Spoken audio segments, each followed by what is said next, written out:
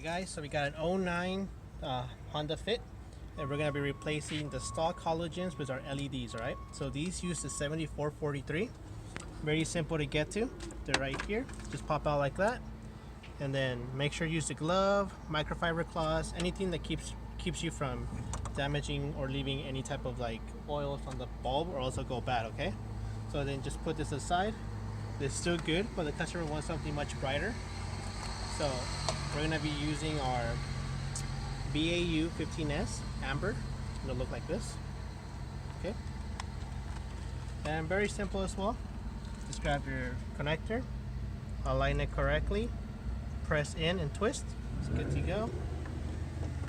Install, lock it, and pretty much test at this point.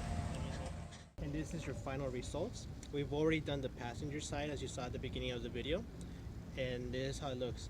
So again, right now most of the LEDs in the market are gonna cause your vehicle to hyperflash, okay? One way to fix these will be to add resistors to it. So other than that, we are currently developing an actual turn signal bulb that'll be compatible like factory, and it will not hyperflash.